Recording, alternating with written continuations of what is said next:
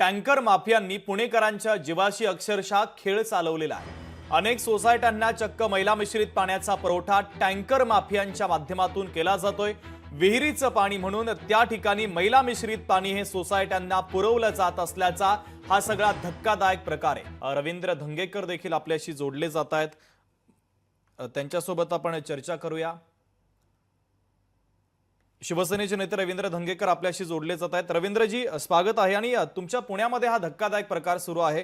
Tanker माफियांचा सुळसुळाट एका बाजूला सुरू आहे, मात्र दुसरीकडे पुणेकरांच्या आरोग्याच्या संदर्भात अनेक प्रश्न उपस्थित होत आहेत, कारण मैला मिश्रित पाणी हे पिण्याचं पाणी किंवा चांगलं पाणी म्हणून हे सोसायट्यांना पुरवलं जातं टँकर माफियांच्या माध्यमातून। तुमची महत्त्वाची प्रतिक्रिया अपेक्षित आहे आणि शिवसेनेच्या वतीनं कशा पद्धतीचा आवाज या संदर्भात तुम्ही उठवणार आहात?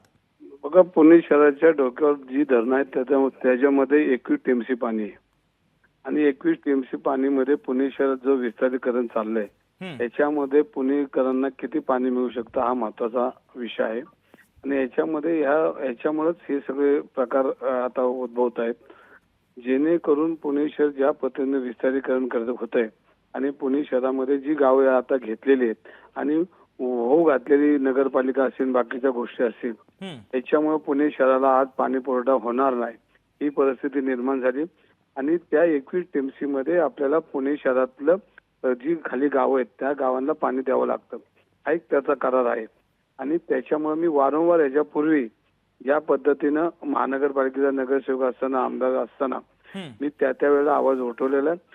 तर बघितलं तर आपण आज अनेक ठिकाणी पाणी कशा पद्धतीने आणलं पाहिजे, कारण आता पुणे शहराच्या डोक्यावर असणारी धरणाची व्याप्ती संपलेली आहे। आपल्याला ऍडिशनल पाणी कुठनं तरी कोकणातून आणावं लागेल, त्यासाठी मोठा खर्च आहे आणि हा खर्च सरकारने याच्याकडे लक्ष दिलं पाहिजे, केंद्राने दिलं पाहिजे, राज्याने दिलं पाहिजे। हा प्रॉपर विषय डोक्यामध्ये घेऊन रवींद्रजी महत्वाचा मुद्दा असा आहे, आधीच पाण्याची कमतरता आहे आणि त्यामध्येच हा चक्क पाण्याचा काळा बाजार केला जातोय, कारण मैला मिश्रित पाणी जर पुण्यातील नागरिकांनी पाहिलं तर आरोग्याचा प्रश्न उपस्थित होणार आहे। यावर महापालिकेनं आणि आरोग्य विभागानं कशा पद्धतीची कारवाई करणं अपेक्षित असं तुम्हाला वाटतं?